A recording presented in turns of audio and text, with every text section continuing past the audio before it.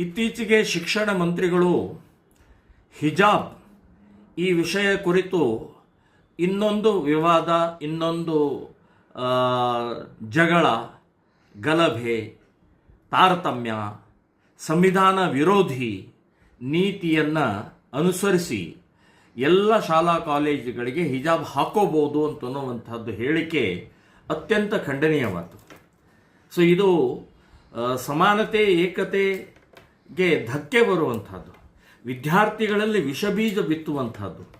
So ವಿದ್ಯಾರ್ಥಿಗಳಲ್ಲಿ Hindu, Muslim, Christian ಅಥವಾ ಆ ಜಾತಿ ಈ ಜಾತಿ, ಶ್ರೀಮಂತ ಬಡವ ಅಂತನ್ನುವಂಥದ್ದು ಇರಬಾರ್ದು ಅಂತಲೇ ಯೂನಿಫಾರ್ಮ್, ಸಮವಸ್ತ್ರ.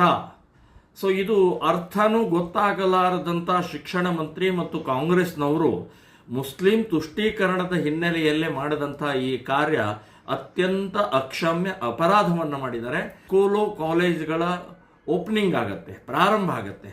ಸೊ ನಾವು ಹಿಂದೂ ರಾಷ್ಟ್ರ ಸಮನ್ವಯ ವತಿಯಿಂದ ಇಡೀ ರಾಜ್ಯದಲ್ಲಿ ಎಲ್ಲ ಶಾಲಾ ಕಾಲೇಜುಗಳಿಗೆ ಸಾವಿರಾರು ಕೇಸರಿ ಶಾಲ್ಗಳನ್ನು ಹಂಚಿ ಹಿಂದೂ ವಿದ್ಯಾರ್ಥಿನಿಯರು ಕೇಸರಿ ಶಾಲ್ ಹಾಕೊಂಡು ಹೋಗಬೇಕು ಅನ್ನುವಂಥದ್ದು ನಾನು ಎಲ್ಲರಿಗೂ ವಿನಂತಿಯನ್ನು ಮಾಡ್ತಾ ಇದ್ದೇನೆ. ಕಾರಣ ಇಷ್ಟೇ, ಇವತ್ತು ಈ ರೀತಿಯ ಕುಕೃತ್ಯ ಈ ಸರ್ಕಾರಕ್ಕೆ ಗೊತ್ತಾಗಬೇಕು.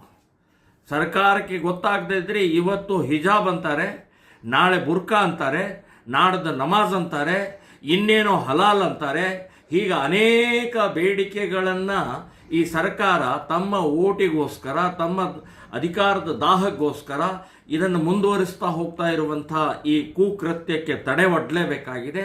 ಎಲ್ಲ ವಿದ್ಯಾರ್ಥಿಗಳಿಗೆ ನಾನು ವಿನಂತಿಯನ್ನು ಮಾಡ್ತಾ ಇದ್ದೀನಿ, ಯಾರೂ ಯಾವುದೇ ಭಯ ಇಲ್ಲದೆ ನಿರ್ಭಯವಾಗಿ ಕೇಸರಿ ಶಾಲನ್ನು ಹಾಕೊಂಡು ಹೋಗಬೇಕು. ನಾವು ಕೂಡ ಇಡೀ ರಾಜ್ಯಾದ್ಯಂತ ಇದನ್ನು ಕಾರ್ಯಕ್ರಮವನ್ನು ವಿತರಣೆಯನ್ನು ಮಾಡುವಂಥ ಪ್ರಕ್ರಿಯೆಯನ್ನು ಮಾಡ್ತಾ ಇದ್ದೀವಿ.